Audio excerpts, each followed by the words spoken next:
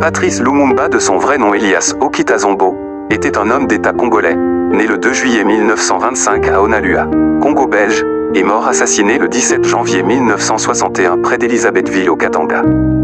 Patrice Emery Lumumba est né à Onalua, territoire de Katako Congo Sankuru, Congo belge, dans l'actuelle République démocratique du Congo.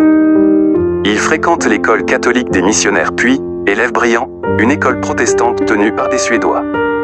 Jusqu'en 1954, année de la fondation d'un réseau d'enseignement laïque et de la première université, la Belgique coloniale n'a que peu développé le système d'éducation, entièrement confié aux missions religieuses. L'école ne donne qu'une éducation rudimentaire et vise plus à former des ouvriers que des clercs, mais Lumumba, autodidacte, se plonge dans des manuels d'histoire. Il travaille comme employé de bureau dans une société minière de la province du Sud Kivu jusqu'en 1945, puis comme journaliste à Léopoldville, aujourd'hui Kinshasa, et Stanleyville, Kisangani, employé de 2e classe à la Poste, période pendant laquelle il écrit dans divers journaux. En septembre 1954, il reçoit sa carte d'immatriculé, réservée par l'administration belge à quelques éléments remarqués du pays, 200 immatriculations sur les 13 millions d'habitants de l'époque. Il découvre, en travaillant pour la société minière, que les matières premières de son pays jouent un rôle capital dans l'économie mondiale, mais aussi que les sociétés multinationales ne font rien pour mêler des cadres congolais à la gestion de ces richesses. Il milite alors pour un Congo uni, se distinguant en cela des autres figures indépendantistes dont les partis constitués davantage sur des bases ethniques sont favorables au fédéralisme.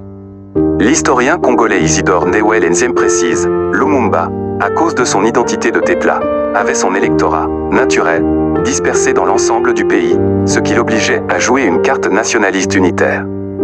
Il ne plaide pas pour une indépendance immédiate, d'autant plus qu'il a pris conscience que les frontières du Congo belge et des colonies françaises, anglaises et portugaises voisines sont arbitraires, fixées par les puissances coloniales, ce qui posera un jour la question de répartir les richesses entre les futurs pays africains indépendants.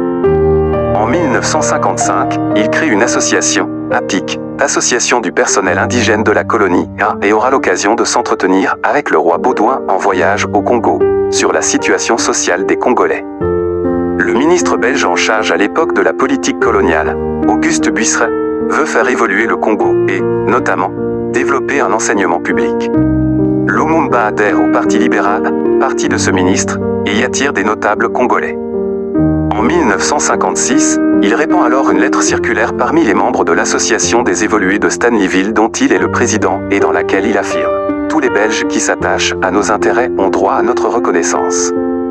Nous n'avons pas le droit de saper le travail des continuateurs de l'œuvre géniale de Léopold II. » Et, en compagnie de plusieurs notables congolais, il se rend en Belgique sur invitation du Premier ministre.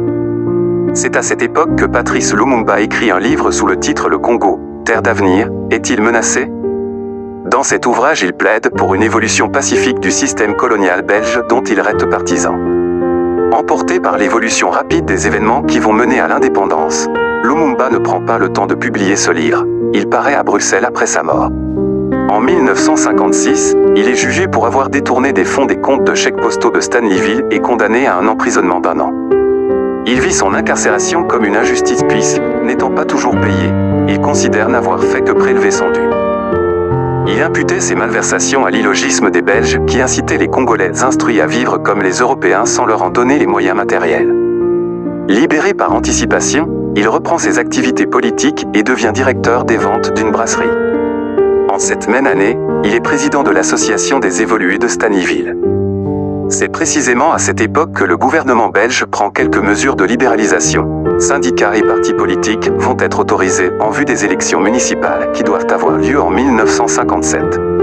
Les partis politiques congolais sont parrainés par ceux de Belgique et Lumumba, classé pro-belge par ses discours et ses rapports avec les libéraux belges, est inclus dans l'amicale libérale.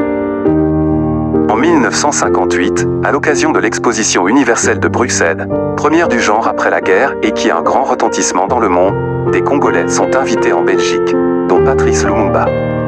Mécontent de l'image paternaliste envers le peuple congolais et peu flatteuse présentée par l'exposition, Lumumba se détache des libéraux et, avec quelques compagnons politiques, noue des contacts avec les cercles anticolonialistes de Bruxelles.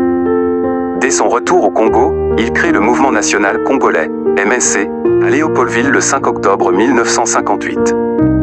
De retour au Congo, il organise une réunion pour rendre compte de cette conférence et y revendique l'indépendance devant plus de 10 000 personnes. Il décrit l'objectif du MNC en évoquant la liquidation du régime colonialiste et de l'exploitation de l'homme par l'homme. En 1959, la répression s'abat sur les mouvements nationalistes.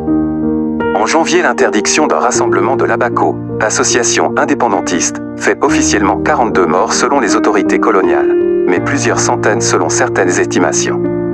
L'ABACO est dissoute et son dirigeant, Joseph Kasavubu, déporté en Belgique. En octobre, lors du congrès national du MSC à Stanleyville, les gendarmes tirent sur la foule faisant 30 morts et des centaines de blessés. Lumumba est arrêté quelques jours plus tard, jugé en janvier 1960 et condamné à 6 mois de prison le 21 janvier.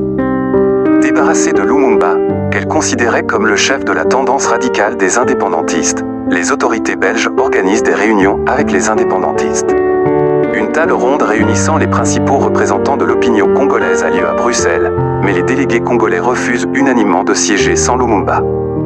Celui-ci est alors libéré en toute hâte le 26 janvier pour y participer.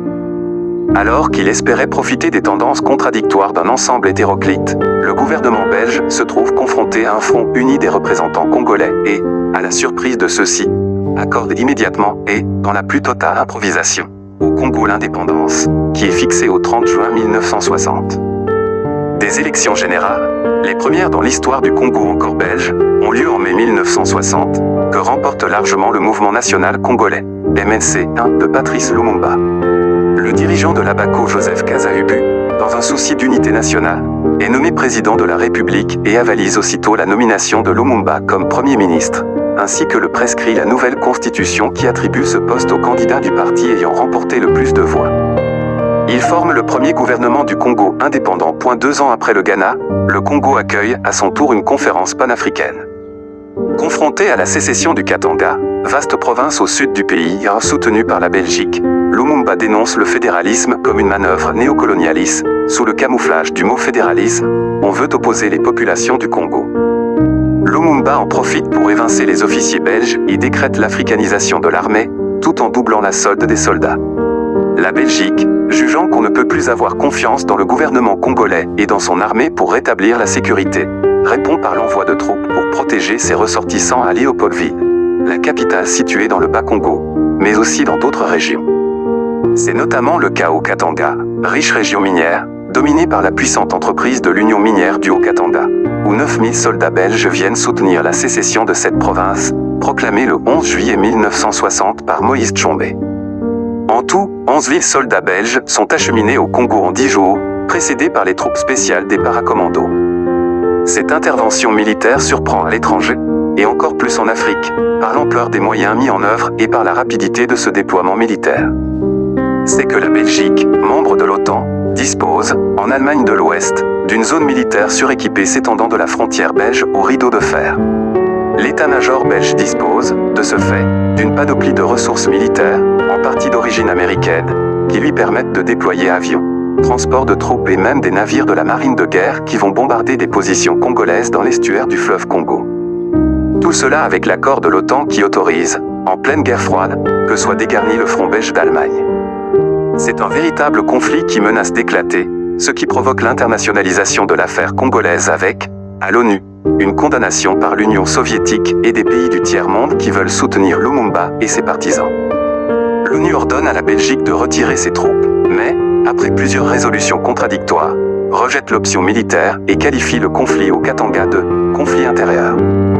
Le 12 août, la Belgique signe un accord avec Tshombe, reconnaissant de facto l'indépendance du Katanga.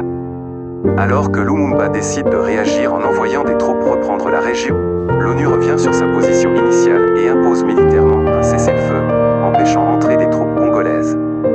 Dans un télégramme en date du 26 août, le directeur de la CIA Alain Dul indique à ses agents à Léopoldville au sujet de Lumumba: « Nous avons décidé que son éloignement est notre objectif le plus important et que, dans les circonstances actuelles, il mérite grande priorité dans notre action secrète. » Devant la trahison de l'ONU, Lumumba en appelle à la solidarité africaine et réaffirme son intention de résister.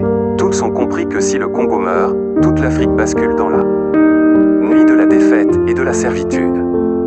Voilà encore une fois la preuve vivante de l'unité africaine.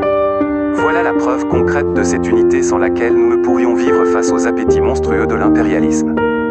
Entre l'esclavage et la liberté, il n'y a pas de compromis.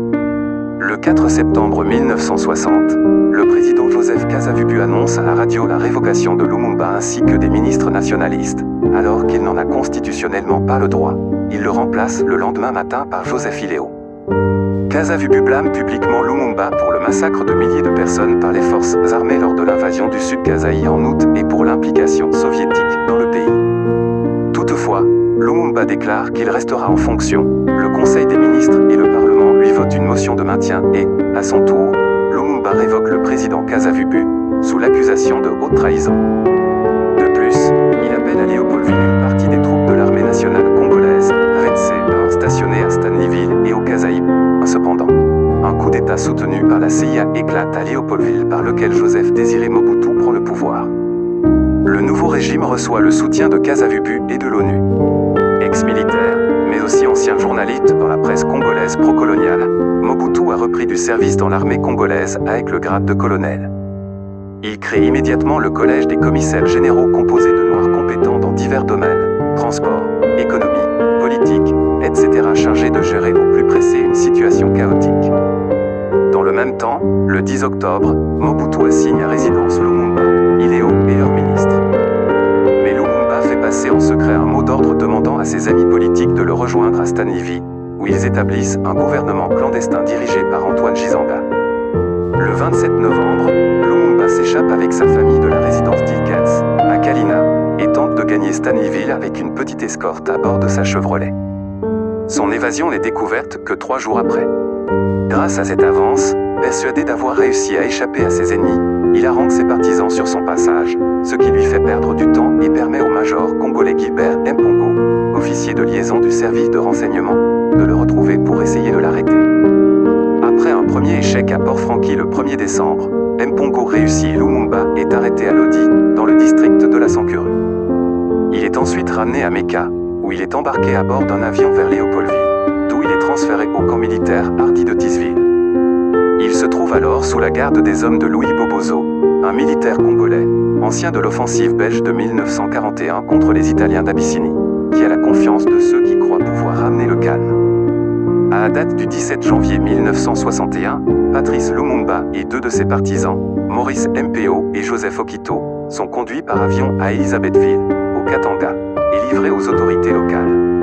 Lumumba, Mpo et Okito seront conduits sous escorte militaire dans une petite maison, où ils seront ligotés, humiliés et torturés par des responsables katangais, dont Moïse Tshombe, Godefroy Munongo, Évariste Kimba, Kibo, Kitange, mais aussi les Belges Gat et Verscheur. Ils seront ensuite fusillés le soir même, vers 22h45, par des soldats sous le commandement d'un officier belge. En 2003, le documentaire télévisé CIA Guerre secrète explique que Mobutu a fait dissoudre le corps de son rival dans l'acide, après l'avoir fait assassiner. Il est en outre acquis que les États-Unis avaient tenté de faire assassiner Lumumba, mais le plan avait échoué. L'opération avait été ordonnée par Allen Dulles, qui aurait mal interprété la volonté du président Dwight D. Eisenhower.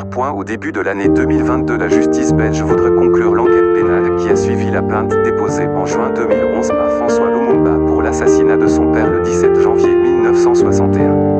La famille de l'ancien Premier ministre congolais souhaite obtenir plus que la reconnaissance de la responsabilité morale de la Belgique, reconnue par la commission d'enquête parlementaire. Le juge d'instruction, le 18 janvier 2022, a donc souhaité accéder, par une saisie, à ces documents non rendus publics conservés au Parlement. Un mandat de perquisition a donc été délivré pour saisir des documents confidentiels au Parlement fédéral de Belgique. La présidente de la Chambre, Madame Eliane Thieu, s'est opposée à cette saisie, et ces documents confidentiels ont été placés sous scellé au Parlement. La Chambre de mise en accusation doit maintenant statuer sur le caractère licite ou non de la saisie. L'assassinat de Patrice Lumumba reste tragique pas seulement pour la République démocratique du Congo d'où il est considéré comme le premier héros national du pays post-indépendance, mais aussi pour l'Afrique. C'est la fin de cette vidéo, lâche un gros pouce bleu et abonne-toi.